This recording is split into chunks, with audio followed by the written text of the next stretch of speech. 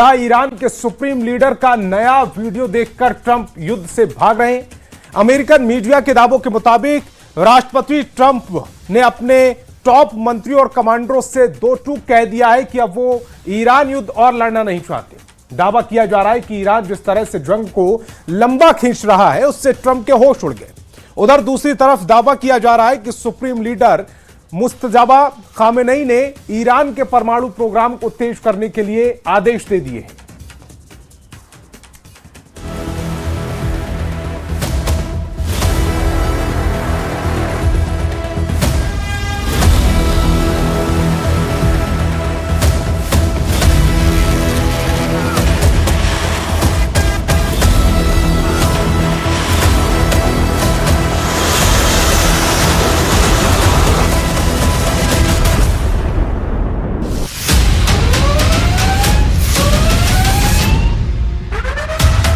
Iran युद्ध को 5 महीने से ज्यादा का वक्त हो चुका है।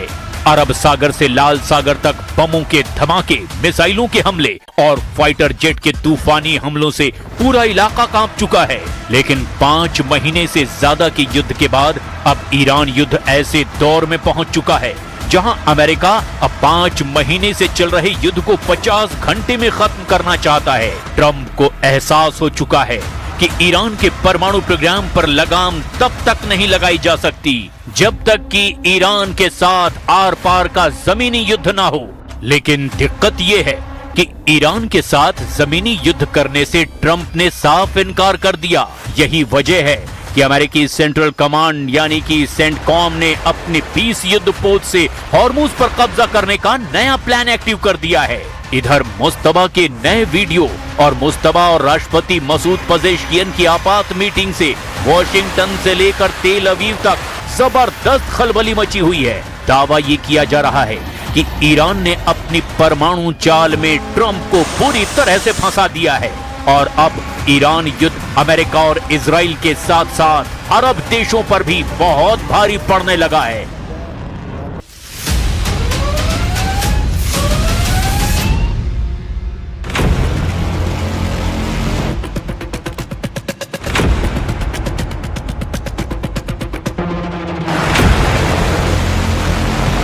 मध्य पूर्व का नक्शा इस वक्त बारूद के उस ढेर पर खड़ा है जहां से निकली एक छोटी सी चिंगारी पूरी दुनिया की अर्थव्यवस्था और सैन्य संतुलन को तबाह कर सकती है।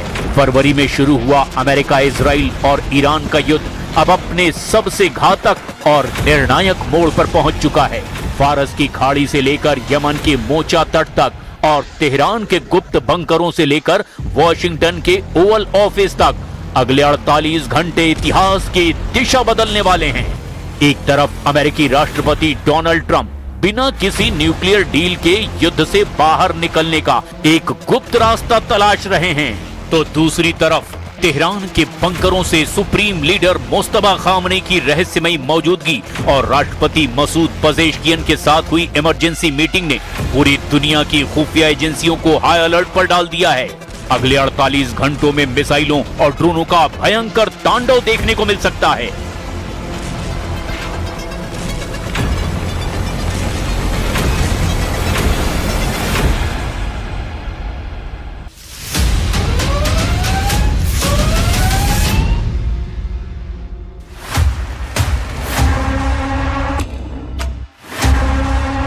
अमेरिकी media the wall street journal ने ईरान युद्ध पर ट्रंप के नए एग्जिट प्लान पर बड़ा खुलासा और दावा किया है।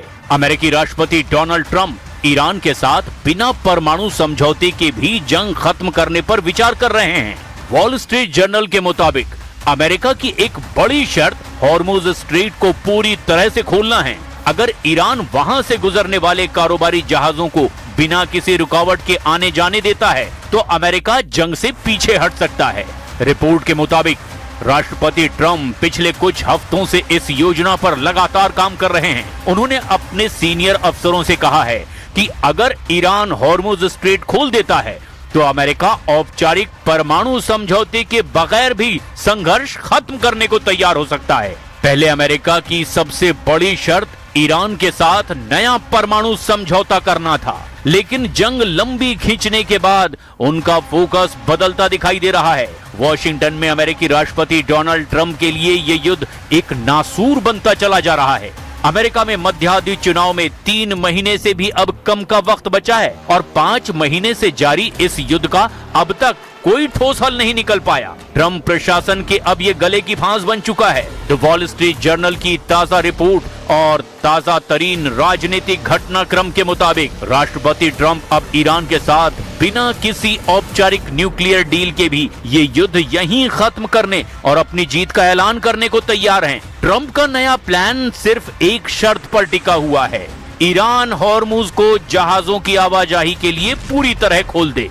लेकिन तेहरान ने ट्रंप के इस फेस सेविंग एग्जिट प्लान पर पानी फेरते हुए बेहद कड़ी शर्तें रख दी है। अरबों डॉलर का मुआवजा ईरान ने अमेरिका से युद्ध के दौरान हुए नुकसान के मुआवजे के तौर पर मांग लिया है।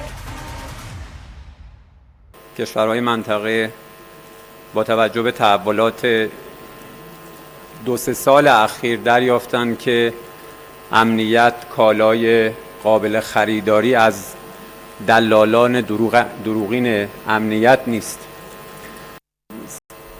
امنیت در منطقه حتما تفکیک ناپذیر هست و هر طرحی که مبتنی بر واقعیت‌های ژئوپلیتیک و تاریخی منطقه باشه، جامع و شامل باشه، دشمن و تهدید رو درست شناسایی بکنه، شانس این رو داره که کمک بکنه به تقویت امنیت.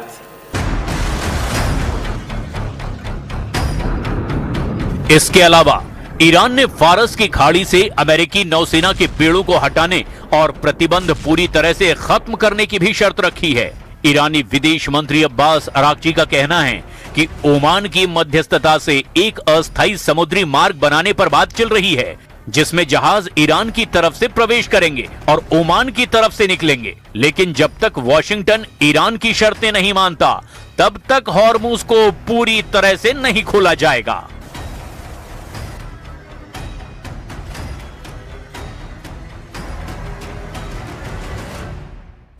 Our negotiations with Oman are regarding the determination of a new maritime route in the Strait of Hormuz. These negotiations have progressed well. I can say we are in the final stages, and the old existing routes will be replaced with new ones. Specialists are currently working on the maps. Of course, this does not mean the opening of the Strait of Hormuz.